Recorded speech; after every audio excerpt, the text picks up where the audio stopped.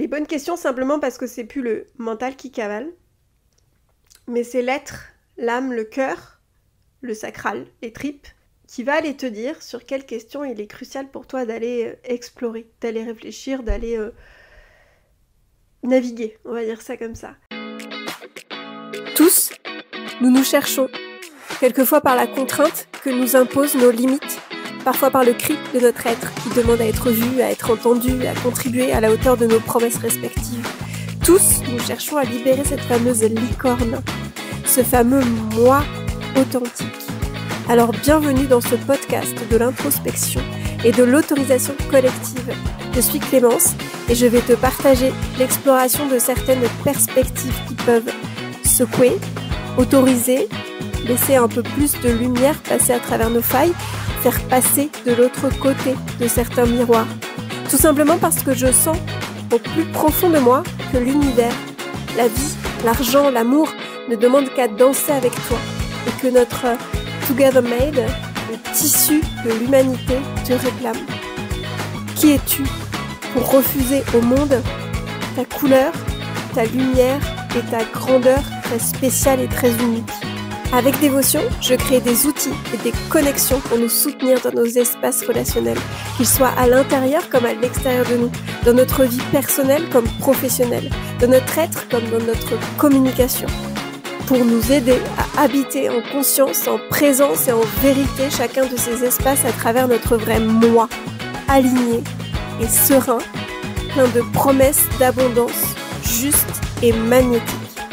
À chaque épisode, nous irons voir comment faire de notre quotidien une aventure qui nous élève, un pas après l'autre. Et coucou! Aujourd'hui, on va parler d'une question, et c'est totalement le sujet.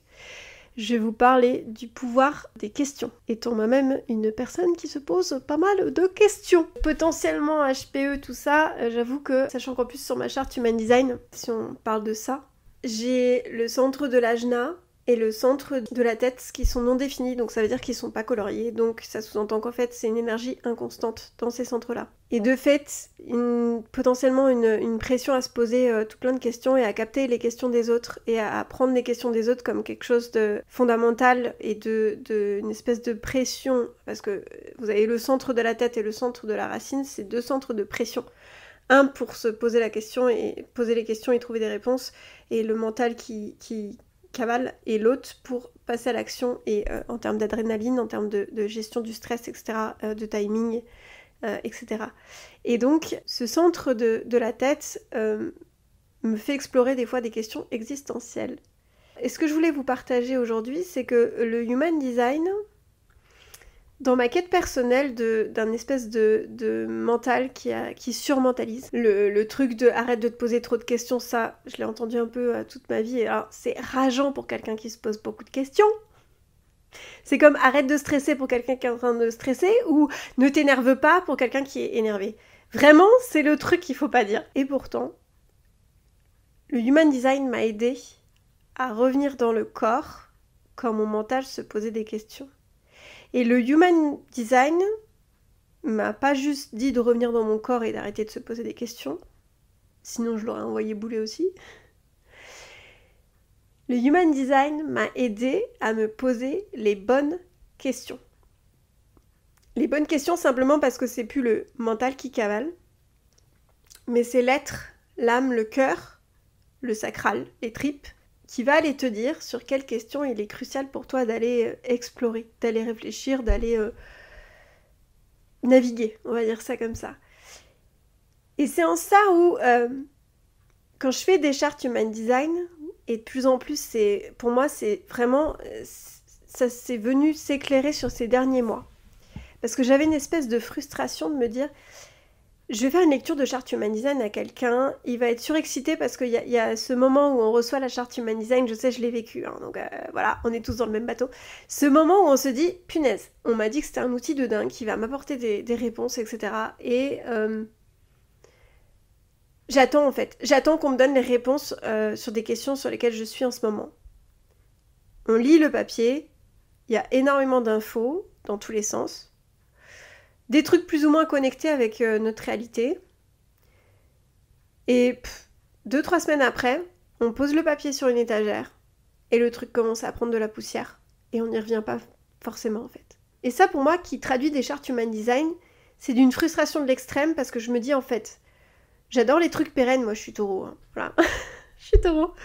En plus de ça, je suis quelqu'un en manifesting générateur qui déteste les étapes et qui ne servent à rien en fait. Par exemple, il n'y a pas plus irritant pour moi, et là vous allez me dire si vous y retrouvez aussi, il n'y a pas plus irritant pour moi que d'aller acheter des cotons-tiges en magasin. Vraiment perdre du temps pour ces fioritures-là, si vous voulez, ça m'insupporte en fait. Donc, faire une lecture de charte Human Design à quelqu'un qui finalement je sais qu'elle va gober un tout petit peu, mais pas tant que ça, parce qu'en fait, il y en aura tellement des infos qu'elle va surcharger en infos. Il y a peut-être 1% qui va s'imprimer, qu'elle va poser sa charte, que la personne, elle m'a payé pour ça en fait. Et qu'elle retire pas tant de plus-value profonde et long terme que ça, alors que le Human Design, punaise, mais c'est comme une notice, mais pas une notice pour dire ce qu'on doit faire, c'est une espèce d'écrit qui te pose des questions et qui t'aide à l'explorer dans ton corps. C'est comme c'est comme, vous savez, avec ChatGPT, on lui pose des questions, bah là c'est poser des questions à votre design et qui vous disent « Ah bon, mais t'es allé voir ça ? Tiens, tu me parles de confiance en soi. Mais est-ce que t'es allé voir dans ton cœur comment est-ce que ton centre du cœur était innervé, avait de l'énergie qui venait et comment est-ce que l'énergie danse et joue à l'intérieur de ce centre du cœur ? Parce que ce centre du cœur, c'est la motivation, par exemple. Ah bon, mais tu me dis que t'es flemmarde. Mais tes centres pour passer à l'action, tes centres énergétiques, là où ton énergie est, comment est-ce qu'il fonctionne ? Comment est-ce qu'il joue ? Comment est-ce qu'il vibre ? Et ça, c'est pas une question générique de « Bah attends, si t'es pas motivé, fais un Miracle Morning, lève-toi à 5h du mat et fais du yoga, fais de la méditation, fais 3 tours de pâté de maison, commence à préparer ta bouffe et tu vas voir, tu auras la motivation. » Moi, j'ai pas le centre du cœur défini. Donc la motivation, vous pouvez me parler de motivation 15h, ça ne me parlera pas en fait. Donc, le Human Design, pour moi, c'est l'art de se poser les bonnes questions. C'est pas pouvoir me dire ce qui va se passer dans ma vie, ou c'est pas me dire quoi faire. Et c'est en ça où j'ai commencé une espèce de quête pour pouvoir me dire mais comment aborder l'Human Design pour que la personne qui reçoit sa charte puisse d'un coup d'œil ressentir les énergies, pas les lire, pas théorique, pas t'es censé réagir comme ça et basta, mais vraiment le ressentir profondément et visuellement et dans les mots, en un coup d'œil, parce qu'en fait dans le quotidien on n'est pas là, attends je vais me poser sur le paragraphe qui parle de ma motivation et de ma procrastination, on n'a pas le temps de ça en fait. Et donc comment est-ce que moi en plus avec des compétences graphiques, je peux faire en sorte de faire connecter cette personne qui ne connaît rien au Human Design potentiellement à son énergie, à essayer d'avoir ce truc là qui est un espèce de guide qui lui vient de ses tripes. Mais j'ai commencé à faire la moitié en question et la moitié en description de tout petit paragraphe sur de la notion de vie personnelle, vie professionnelle, vie relationnelle, but, objectif, comment naviguer dans les relations, qu'est-ce qui est important pour toi, quelle est ta valeur, etc., etc., quelles sont tes valeurs dans la vie, dans les relations, et d'aller vraiment pouvoir créer tout un fascicule qui fasse que quelle question je me pose, les relations, je tape relation machin, même sur mon PDF, et bam, j'y suis dessus. Et bam, j'ai mes questions. Et bam, j'ai pas besoin d'avoir Clémence à côté de moi en permanence parce que ça, j'adore accompagner. Mais ce que j'adore par-dessus tout, et ça c'est mon centre G qui est on fire là-dessus, c'est j'adore vous apporter de l'autonomie. J'adore vous accompagner à reconnecter à ce qui est juste pour vous et pas à ce que moi je vais vous traduire en mode j'ai la solution et j'ai la vérité. C'est vous qui vivez votre Human Design. Donc, si moi je fais un bon job, je vous donne pas des réponses, je vous donne des questions. Et je vous donne des questions qui sont complètement dictées par vous-même et pas par moi et mon mental. Alors forcément, on va matcher en termes d'énergie de design dans l'accompagnement et c'est en ça où c'est extrêmement important de faire attention. Par qui est-ce qu'on est accompagné ? Tout simplement parce que quand vous venez me voir, nos deux designs viennent ensemble se superposer et créer une autre énergie. Bon, il se trouve que par le ressenti de tout ça aussi, j'ai pu capter que dans mon design, en fait, moi je suis manifesting generator, mais j'ai que 3 centres de définis, la gorge, le centre G et le sacral, donc c'est vraiment les centres du milieu. En termes d'expression, vous l'aurez peut-être ressenti, en termes d'identité de soi, de direction, de là où je vais, d'où je viens, là où je vais, et en termes d'énergie renouvelable, on va dire comme ça, de mon sacral qui est, donc tout ça se nourrit, mais alors tout le reste est non défini.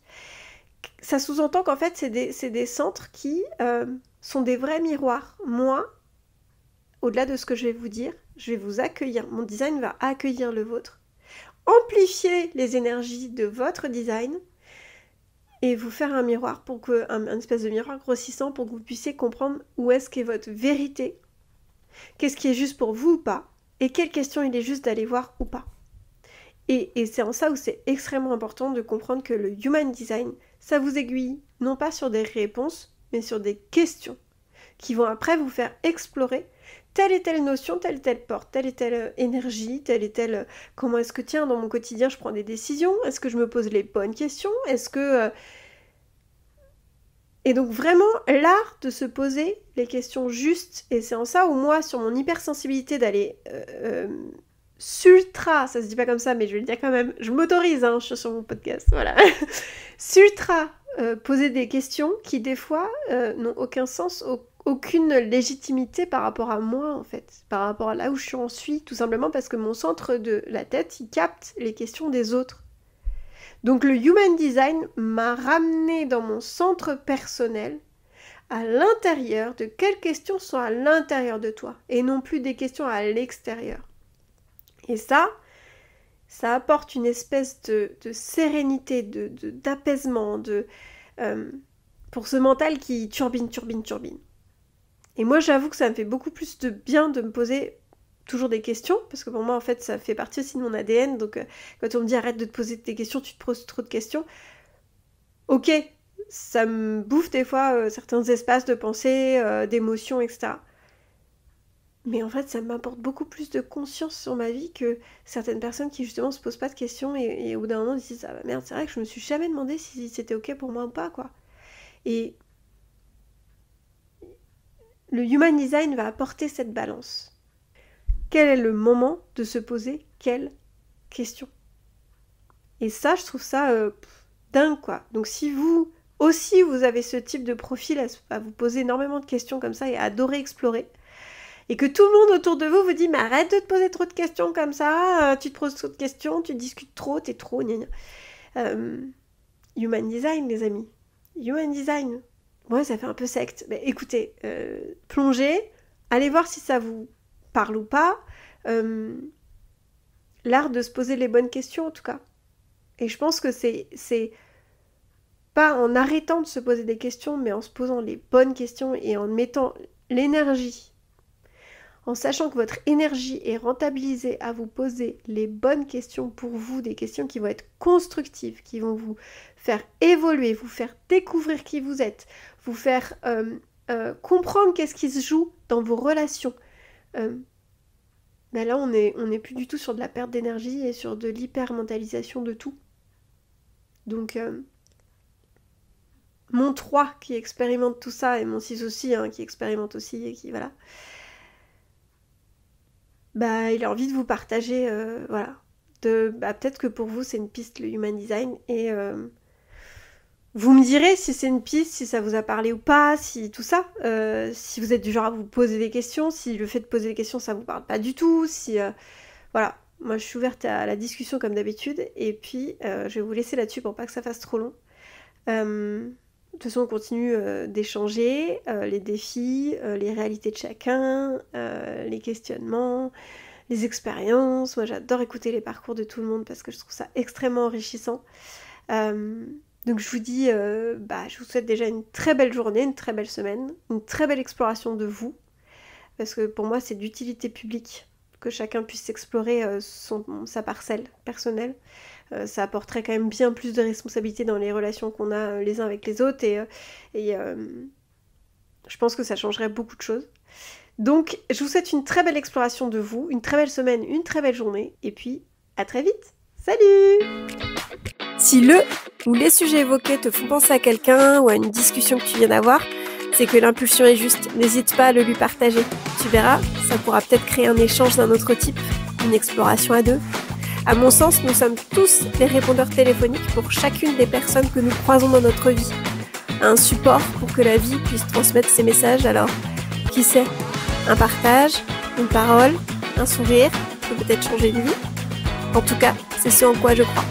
Et si tu veux soutenir ces partages et cet espace, abonne-toi, fais-toi plaisir en cœur, en étoile, en tout ce que tu veux et rejoins-nous sur la page Instagram d'Incorpore Story. On se tient au jus ?